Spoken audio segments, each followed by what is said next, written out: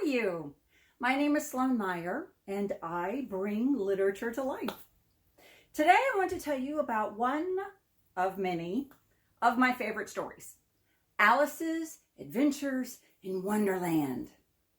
I know you're saying, I know that story. You don't have to tell it to me.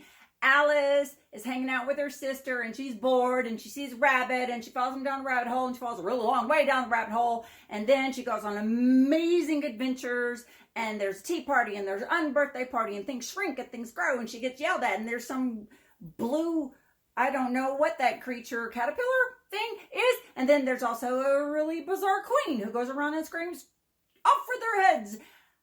And although that is kind of the story, it's really the movie, specifically the Disney movie.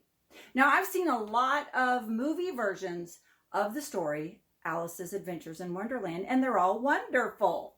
I like most of them. But I want to tell you about the story, the book that inspired all of those fun movies. Now, in the story, some things are the same, but some things are very different. And some things are the same, but they don't show up in Alice's Adventures in Wonderland. They show up in Alice Through the Looking Glass. That's the second book. Oh, yeah, like Tweedledee and Tweedledum. That's the second book. The Singing Flowers. That's the second book. Did you know about the giant dog? That's in the first book. Did you know about the Duchess that talks way too much? Or the cook that likes pepper way too much? Or there's a little baby that turns into a little piggy. That's all in the first book. And that's the one I want to tell you about. And I have it right here on my bookshelf. It's like I planned that or something. So, Alice's Adventures in Wonderland. That is a story written by Lewis Carroll in 1865. That's a really, really long time ago, and things were very, very different. For example, look at how I'm dressed. If you do watch the movie, you will notice Alice's sister is wearing something like this. That was very common, and that's what every grown woman wore around 1865. So that's why I'm dressed this way. Alice's Adventures in Wonderland, as I said, wasn't the only story with Alice in it. She also appeared in Alice Through the Looking Glass. But the first story wasn't even supposed to be a book to begin with. It was just a story that Lewis Carroll told some children friends of his. They were the children of his boss, basically. Did you know Lewis Carroll was a math teacher? Among other things, but yeah, he loved math. Isn't that awesome? That you can love math so much that you can teach it and then still write really amazing, incredibly nonsense and fantastical stories. You wouldn't think those two brains go together, but they do sometimes, and it's super fun. So this is a collection of a lot of Lewis Carroll stories because he did write more than just Alice's Adventures in Wonderland. I do want you to read the story, but I do want to kind of let you know some things are going to be different. Because this story was written in 1865, there are certain things that you might not pick up on. It doesn't mean you won't enjoy the story. I promise you'll enjoy the story. But there are certain things you might miss, or there are certain things that don't make sense. Now, granted, it's a nonsensical kind of story, but there are certain things that make extra no sense. Because it made sense back in 1865. But we're all reading this with 21st century brains. So some things we just might not quite understand. But that's okay, because that's why you have me. And I want to explain a couple of the things to you. Things, as I said, were very different. And children were taught very differently, correct me. And they had to do certain things that 21st century children don't have to deal with. They had to conduct themselves in a very specific way. Manners were very important. Now, manners are very important today. Don't be rude. Say thank you. But back then, showing good manners showed good breeding. What does that mean? Well, that means you were good people if you had good manners, basically. And also, children's education was really, really boring to today's standards. And a way that they had to prove how well they were educated is that they could recite poems. Drop of a hat. Any adult said, recitation. And the kids would stand and they would recite whatever poem they were learning. That would make me really, really nervous if I had to do that at any given moment. Wouldn't you? Anyway, these are some of the things that Alice in the story is really concerned about. And they frustrate her. And she gets upset because she can't remember poems correctly. Or she curtsies when she realizes she's not supposed to. Do I bow? Do I curtsy? Do I say, yes, ma'am? Who is this person? These are the things that frustrate Alice in the story that we might not realize. Why is that bothering her so much? Because in 1865, it was super important. But like I said, you can still enjoy the story even if you don't realize how important that is. There's a couple of other things that I want to point out in the story. And I would also like to encourage you to look into the Victorian era. Officially, it was when Queen Victoria ruled England from 1837 to 1901. So there's your head start. But again, different time, literally different place over in England. Things were very different. Even the words that we use.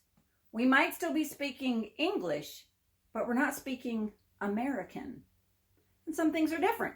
For example, there is a section where the white rabbit sees Alice, thinks she is his maid, and tells her to go into the house and to get gloves for him and to meet him in the garden of the Queen of Hearts. And Alice says, "How queer it seems," Alice said to herself, "to be going messages for a rabbit. I suppose Dinah will be sending me on messages next." Going messages, or Dinah will be sending me messaging next. Okay, remember Dinah was her cat. So we got a rabbit, we got a cat, sending her messaging. What does that mean? Well, you can kind of guess. You can use your context clues and figure out messaging has something to do with messages. Going messaging, going somewhere to deliver a message. Part of that is true. Because back in the Victorian era, kids had jobs. They had lots and lots of jobs, and some of them were really, really bad and unhealthy for them. But one of the jobs that they had is to run messages, to go messaging. Because there weren't phone call, ring-a-ding-ding, hello, I need some bread and milk, please. They couldn't do that. So the person of the household would write out a message and go out into the front street and go, I can't whistle. Hey kid, go messaging. Go down the street to the blah, blah, blah address. So the child would go messaging. They would run errands. Sometimes it really was delivering a message. Sometimes it was go and pick this up and come back. Do you remember the story Charles Dickens wrote, A Christmas Carol? And at the very, very end, when Ebenezer Scrooge had his wonderful life-changing experience, actually it was a frightening life-changing experience, but he opened the door and there was a little boy and he said, go get that big turkey, right? And bring it back. And if you do it fast enough, I'll give you a crown. He went messaging. Crown. Does that mean the thing on your head? Not this lovely thing on my head. This is a hat that I made by myself. Thank you. But if I just said the word crown, I meant money. In England, especially in the Victorian time period, money had different words. And that shows up in here too. There's another section. Remember I told you about that Duchess that talks way too much? She also likes to give moral messages. And she also likes to speak in puns. Do y'all like puns? I don't. So the Duchess kind of drove me crazy. But let me explain some of what she does. So there's one little section. Alice and the Duchess are talking to each other. And the Duchess says, the moral of that is, take care of the scents and the sounds will take care of themselves. Isn't that hilarious? Okay, let me explain. Take care of the scents and the sounds will take care of themselves. That's a pun. No, it's not. Yes, it is. Because in the Victorian era, money was different. And instead of pennies and dollars and nickels and quarters and all that kind of stuff, they had pence and pounds. So that was kind of a rhyme play. Take care of the scents and the sounds will take care of themselves. The actual phrase was, take care of the pence and the pounds will take care of themselves. And in modern American money translation, she's saying, take care of the pennies and the dollars will take care of themselves. If you think about that, that makes sense. If you're worried about money, if you're trying to save money, sometimes you might focus on, well, let me save $1 here and $1 there.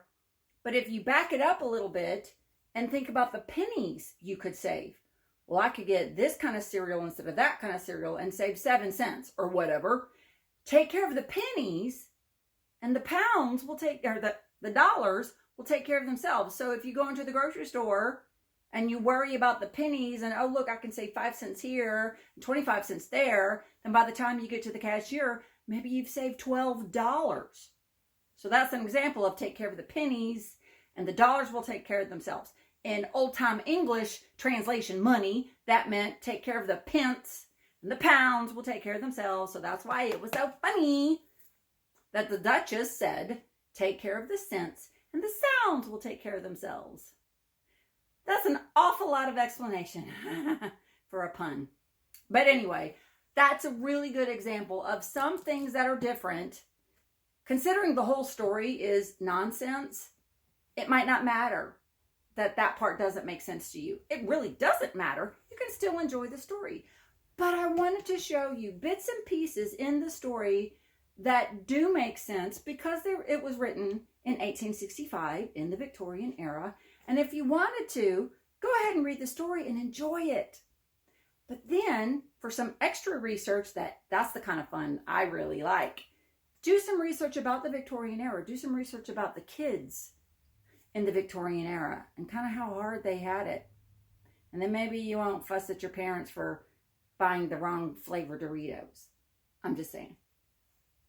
Enjoy the story, Alice's Adventures in Wonderland by Lewis Carroll, and I hope it comes to life for you.